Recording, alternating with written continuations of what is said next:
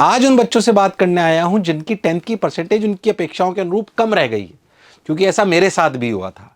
तो उनके दो मिथ तोड़ने आया हूं और समझाने आया हूं। अगर पेरेंट्स भी मुझे सुन रहे हैं तो ध्यान से सुने मेरी बात, क्योंकि मैं खुद उसका एग्जाम्पल हूं। कैसे, मैं भी आपको बताऊंगा।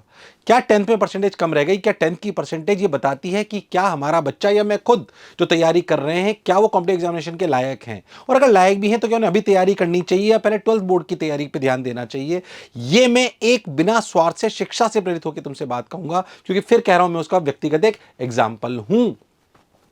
अगर मैं तुम्हें सही बताऊं तो मैं खुद बहुत सारे ऐसे बच्चों को जानता हूं जिनकी परसेंटेज 10th में कम थी पर वो अच्छी जगह चले गए। राहुल 58%, ये सब मेरे व्यक्तिगत जानने वाले लोग हैं जिनको मैं व्यक्तिगत रूप से जानता हूं।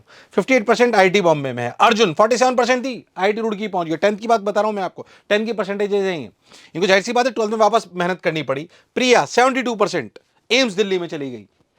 83% एनआईटी त्रिची। और पता है सबसे बड़ा एग्जाम्पल तो मैं बताऊं तो मैं खुद हूं। खुद क्यों? मेरी खुद की 10th में 78% थी। बहुत कम नहीं थी पर बहुत ज़्यादा भी नहीं थी। मैं शायद, मेरे इस क्लास में 60 बच्चे होंगे तो मैं शायद 15 या 20वें नंबर पे होऊंगा। तो मैं कोई बहुत अच्छे टॉपर्स में तो नहीं था, तो मेरी परसेंटेज कोई बहुत ज़्यादा नहीं थी। मैं तुम्हें अपनी, वैसे मैंने कभी बताया नहीं बट मैं तुम्हें बताता हूँ। मैं जब ये 78% आई तो हमारे यहाँ पे क्लासेस चलती थी और अभी भी हैं बंसल क्लासेस। तब टेस्ट हुआ करता था उसका, उसके टेस्ट का फॉर्म भरने के लिए 80% चाहिए होती। मुझे फॉर्म ही नहीं दिया गया टेस्ट देने के लिए। एंट्रेंस टेस्ट होता था उस समय कि अगर 80% से कम है तो आप वहां का टेस्ट ही नहीं दे सकते थे, हो सकते थे उस समय। सोच के देखिए आप। तो मतलब मेरे को फॉर्म ही नहीं दिया गया, जबकि आप ध्यान से देखो तो मैंने फिर और कहीं से तैयारी करी, 11-12 तैयारी करी, इसमें कोई शक संशय वाली बात नहीं। वो मेरे को बहुत काम में आई। फिर मैंने ड्रॉप ईयर्स जब लिए तो फिर मैं आईटी चला गया। मैं खुद ऐसा एग्जांपल हूं। पर क्या इसका मतलब ये है जिनकी परसेंटेज कम होती है वो आईटी में सेलेक्ट होते? नहीं, ऐसा नहीं है। यानी कि जिनके ज्यादा आती होगी तो पक्का सेलेक्ट होते होंगे सर। जब इतनी कम वाले पहुंच जाते तो ज्यादा वाले तो पहुंच ही जाते होंगे।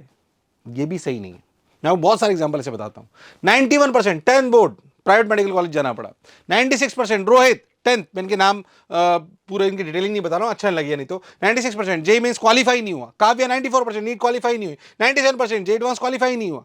ऐसे बहुत सारे बच्चे जो आपके स्टेट के टॉपर्स हैं, जो आपके डिस्ट्रिक्ट के टॉपर्स हैं, वो जेई नीट निकालेंगे ऐसा कोई जरूरी नहीं है। इसलिए समझना बहुत आवश्यक है कि रियलिटी में 10th की परसेंटेज का और कॉम्पिटिटिव एग्जामिनेशन की तैयारी बिल्कुल अलग अलग है। जैसा कि मैंने आपको अभी बोला, 47% आईटी रुकी, 78% आईटी, मैं खुद एनवी सर 97% क्वालीफाई नहीं करा।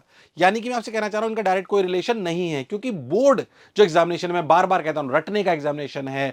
वो उसमें सिलेबस की अलग कहानी है। उसमें अगर बात करें तो मेमोरी का टेस्ट है। अगर जेई या नीट की तैयारी की बात करें तो वो सोचने का टेस्ट है, एप्लीकेशन चाहिए, कॉन्सेप्ट क्लैरिटी चाहिए, पैटर्न जो है वो पकड़ लो बस। अगर बोर्ड में तो कि ऐसे ऐसे सवाल आते हैं 10 साल के कर लो तो सिलेक्शन हो जाता है। ये सही बताओ तो रट्टे मारने का एग्जामिनेशन है, ये कंसेप्चुअल क्लैरिटी का एग्जामिनेशन है, ये सोचने का एग्जामिनेशन है, ये मेमोरी का टेस्ट है। तो ये कहानी बिल्कुल अलग है। अगर आपकी स्किल्स इसके बेसिस पर है, मैं सिर्फ ये बोलना चाहता हूं कि 10th के बेसिस पे खुद को जज मत करिए।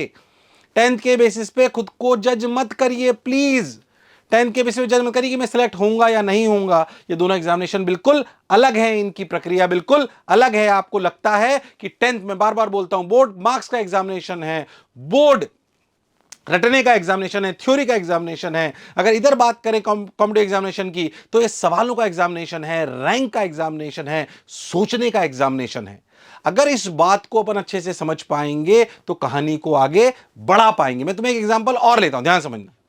अगर ये उन बच्चों के लिए है, ध्यान सुनना मेरी बात, ये उन बच्चों के लिए जो, या उन पेरेंट्स के लिए कि जो ये कहते हैं कि यार मैं भी 10th में परसेंटेज कमाई, पहले एक काम कर, तू 10th में परसेंटेज कमाई तो एक काम कर, पहले 12th की तैयारी कर ले। हो सकता है मेरे पापा भी मेरे को यही बोल देते कि देखो 78% है, 78% तेरी, तू अभी क्यों तैयारी कर रहा है, तू पहले 12th की तैयारी कर ले फिर कर लेना। पर अच्छा हो मैंने कहीं और से करी तैयारी, पर करी मैंने तैयारी, ये फायदे की बात थी। मैं उनको एग्जाम्पल लेना चाहता हूं कि अगर आपको कोटा से दिल्ली जाना है, जयपुर बीच में पड़ता है, और आपको जयपुर भी काम है और दिल्ली तो आपको जाना ही है, दिल्ली भी काम है, दिल्ली जाना तो जरूरी है ही, पर जयपुर भी आपको काम है। तो आप क्या पहले कोटा से दिल्ली जाओगे, फिर वापस कोटा आओगे, फिर क्या वापस कोटा आने के बाद फिर क्या वापस जयपुर जाके अपना काम करके आओगे, या थोड़ा टाइम निकालकर क्या जयपुर ही अपना काम करते हुए फिर दिल्ली चले जाओगे?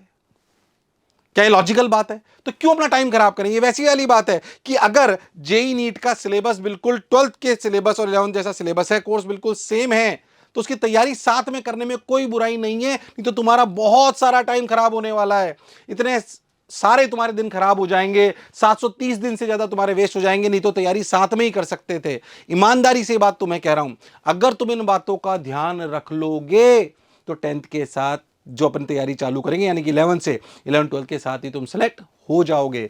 हो सकता है कई लोग बोले यार हम तो कोचिंग को प्रेरित करने के लिए कर रहे हैं, नहीं है, मैंने खुद ने ये करा। आप सोचो मैं 78% आई थी, मेरे को टेस्ट ही नहीं देने गया, मैं कितना डिमोरलाइज हुआ हूं कि यार मेरे को एंट्रेंस ही नहीं दिया जा रहा, सिलेक्शन तो बात की बात है।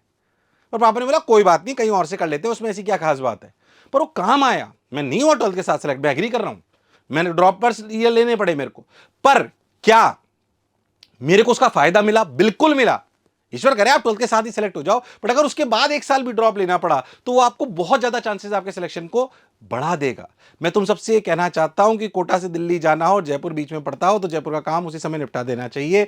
ऐसे ही अगर आपको बोर्ड की तैयारी करनी है तो जेई नीट की तैयारी भी कुछ सिलेबस उसके जैसा ही है, तो उसको बीच में ही साथ में कर लेने में, मेहनत ज्यादा कर लेने में कोई बुराई नहीं है। क्योंकि बार बार मैं कह रहा हूं कि आपका कॉम्पिटिटिव एग्जामिनेशन जो तैयारी है वो कॉन्सेप्चुअल क्लैरिटी की, हम बार बार कहते हैं कॉन्सेप्चुअल क्लैरिटी की, एग्जामिनेशन स्ट्रेटेजी की, कंसिस्टेंसी की है, वो रैंक की लड़ाई है, वो सोचने की लड़ाई है, वो सवालों की लड़ाई है। अगर ये आप ध्यान रख लोगे तो आपको कोई हरा नहीं सकता। अगर मेरे जैसा बच्चा आईआईटी जा सकता है तो तुम सब भी जा सकते हो। कोई पेरेंट अगर मुझे सुन रहे हैं तो उनसे रिक्वेस्ट करता हूं बच्चे की 10th की परसेंटेज से उसे जज मत करना, और उनकी ज्यादा भी आई हो उनसे भी कहना चाहता हूं कि खुद को 10 की परसेंटेज पे जज मत कर लेना कि तुम ही सिलेक्ट होंगे। बहुत सारे बच्चे जिनकी अच्छी आती है वो नहीं होते, जिनकी अच्छी नहीं आती वो हो जाते हैं, क्योंकि एग्जामिनेशन बिल्कुल डिफरेंट है। आशा करता हूं तुम्हें मेरी बात समझ में आई होगी, और अगर तुम्हारे मन में कोई डायलेमा होगा, तुमने अभी तैयारी शुरू नहीं करी होगी, तो तुम तैयारी शुरू करोगे। कहां से करते हो, कैसे करते हो, वो एक अलग डिस्कशन है।